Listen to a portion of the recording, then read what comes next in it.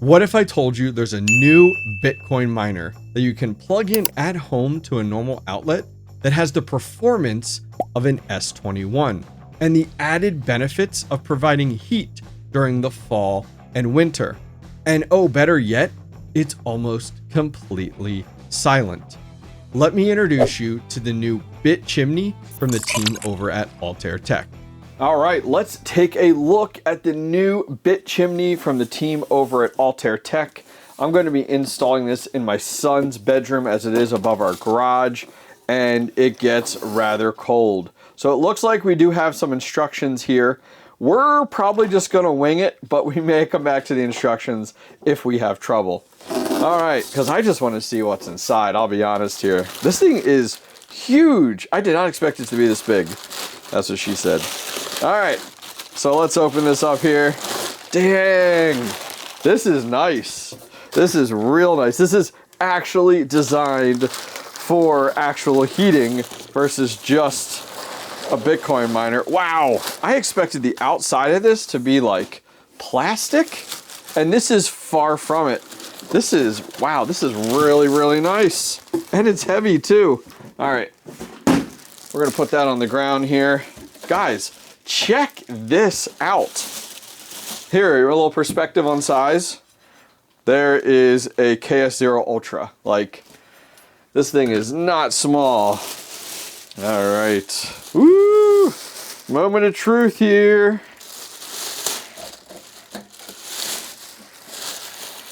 I wonder how quiet this thing is. All right. Oh my gosh. Can I even fit in the frame? It can. All right.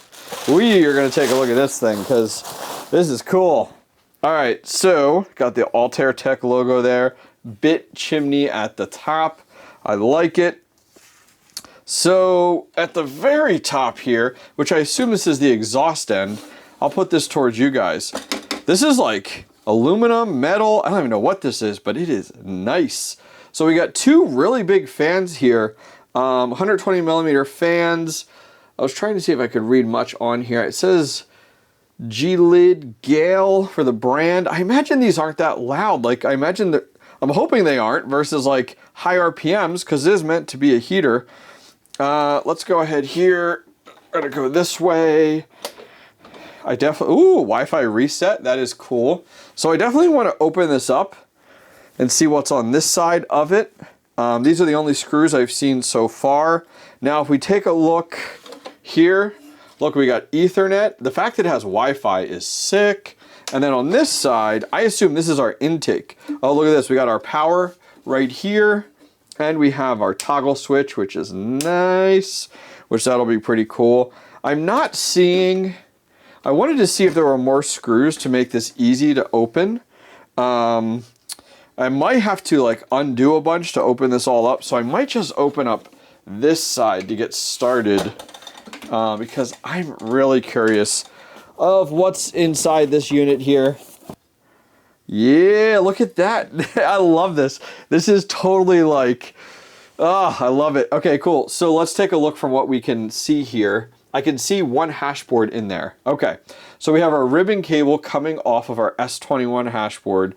We have our control board here, traditional control board. Look at all this, this is cool. So we have our four fans going right into the control board itself. We have our traditional power cable and it's running into, this looks like, I'm just throwing out ideas here. It looks like this one is running out. Actually, there must be some type of power supply built into this. That's probably what gives it a lot of its weight. And then there's also this little USB here, and I'm not sure where that goes to. Ethernet, which is probably just running to that other, to the ether. Oh, there's an Ethernet port here. Okay. So some type of adapter to, because the actual network card is right here. This looks like it's a dual Ethernet port as well as a wire. Look, here's the antenna, your wireless antenna here, which is pretty neat as well. A lot of really cool stuff here. Now look over here. We have this Loki board that's plugged in here, and it's running over to there. I wonder what that does. I wonder if that's doing something with the fans, because traditionally these Loki boards are in there to kind of like, I use them with the Pivotal Pleb boards, but that usually goes up here to kind of trick the control board. I wonder what that does. If you guys know what that does, please let me know. This is pretty sweet. All right, let's get this back together. All right, our moment of truth. I do have a watt meter plugged in and ready to go here, going to the wall. It did come with a cable. It was in the box. It actually runs to a 90-degree cable to actually fit right there at the bottom. And look, there's a little piece of plastic here. Looks like tape. Let's get that out of the way, shall we? Okay, so moment of truth. We're gonna go ahead and power this on. And I was thinking about this while I was getting the cabling set up. Guys at Altair Tech, this is just me being me, would love to see almost like a little window in here to be able to see inside, and maybe just put like a little LED strip in there. Oh, that would be sick. That would absolutely be sick. Version 3 or 4, whatever, down the road, you know, proof of concept here. All right, so let me go ahead and let's see if we can lean this over without dropping it. Because I think in order to turn it on, you almost have to turn it on its side here. And our toggle switch is under here. Powering up. Whoa! That is no joke. Hopefully that's just to spin up. Because that is... Oh, there we go. I was going to say, holy cow, that was loud. All right, so let's take a closer look at the BitChimney. I actually have it running behind me. You may be able to hear it a little bit with the fan, but we'll definitely get into some of that here farther on in the video. So taking a look on their website here, the BitChimney by the brand over at Altair Tech. So this unit actually ships directly out of St. Louis, directly in the US. So if you're a US team member, you don't have to worry about like import tax or anything like that, which is really, really nice. So ships within 3 to 5 days, and there's actually 2 different models. The S19K Pro, which is currently out of stock, but you can put in your information and be notified when it is. Or if you want to be like me, the S21, which is listed in here. And they're actually different hash rate modes and levels and everything like that. It just comes down to the individual hash board that is inside this unit. So there's 2 modes for the S21 model that we have behind us. The normal mode is 750 watts at 40 terahash at 49 dB. And the high mode is at 1000 watts, 53 terahash at 56 dB. Now remember, this thing's also a heater too. So based off the mode you pick is really going to determine how much heat this thing pumps out. And right now it's on normal mode in my little room here, and it's definitely warmed things up, which is absolutely fantastic. So taking a look, this unit runs on LuxOS, which is awesome. So happy to see the Luxor firmware on this unit, which gives us as home miners running this a lot of ability with this unit. So it has this custom firmware on here, and we've been up and on mining for about an hour and 30 minutes on normal mode. We're at 40 terahash, which is exactly what is advertised. Now this dashboard has a ton on it.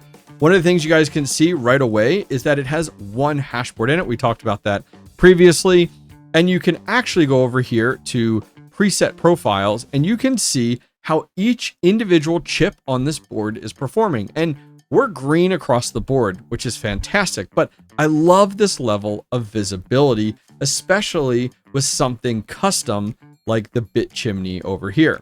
Other things to take a look at when you go over to temperatures, you can see a lot here regarding target temperatures and such, but what I want to show you guys is if you scroll down, you can see that right here under max profile, BitChimney normal mode, 12.95 volts at 290 hertz. And we can click on this, and then look, there's actually a high power mode in here, which we're going to test out here in just a few minutes. Jumping over to pools, I haven't adjusted anything yet. It's still on the default QA pool that the team over at Altair Tech uses. You can see that's listed in there, which is the Lux pool as well.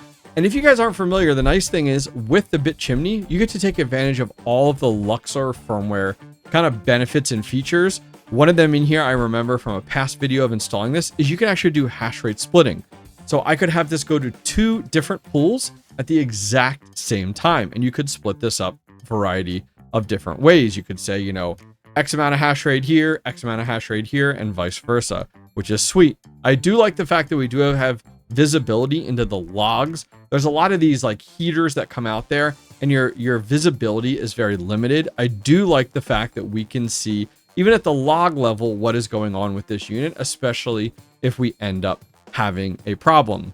Now, let's talk about watts at the wall. So currently right now, looking at the watt meter, we are at 799 watts, or about 49 watts more than advertised on the Altair Tech page. And the dB level, 3 feet away, we're at 54 dB. Now, it is advertised at about 49, so we're not too far off in that regard. And to give you guys an idea, like you guys may be able to hear it behind me here, but what is 54 dB compared to? Well, if you jump over here, this is just an AudioKiss website, and you can see 50 dB is a little bit louder than a refrigerator, but quieter than an electric toothbrush. So where does that put us at? Well, if we take a look at my spreadsheet here for this, I have a spreadsheet for all the ASICs that I do test out. We have normal mode in here, 40.42 terahash, 798 at the wall. Let me adjust that and bump that up a tiny bit to 799. And right now we are at 19.7 for our efficiency. So let me go ahead and put this on high power mode. And I want to give this an hour or so, and let's report back and see how this does. All right, it has been 30 minutes, and right now we're right around that 52 to 53 terahash total. Right marked on Altair Tech site, it does say 53 terahash at 1,000 watts. We're at 52.4 now, and we're actually at 981 watts, so we're 19 watts below the advertised. So I'll absolutely take it. Now, looking at kind of the dB level, the sound level, it has gone up. It has gone from 54 up to 64 dB, 3 feet away from the unit. So we got more watts being produced. Our fans have spun up to go ahead and accommodate for it. We are seeing better hash rate and better efficiency at 18.5, but of course the fans have gotten louder at 64. Looking at the level, when we look here at our graph, 60 to 70, which is where we're at 64. 60 is an electric toothbrush, as we talked about before. 70 is as high as a washing machine. We're right in the middle at 64. Now let's look at profitability. At our normal mode, which was 40 terahash at 799 watts, 10 cent kilowatt hour, we're at 54 cents profitability per day, which isn't terrible for a single hash rate unit that puts out heat that isn't that loud, that you can run on 110. That's a big factor to keep in mind. We're making 54 cents a day in Bitcoin on a normal household outlet. Now looking at high mode, 53 terahash, 981 watts at 10 cent kilowatt hour, that bumps us up to 92 cents a day in profitability. All right, final thoughts on the BitChimney. Does it heat? Is it a heater?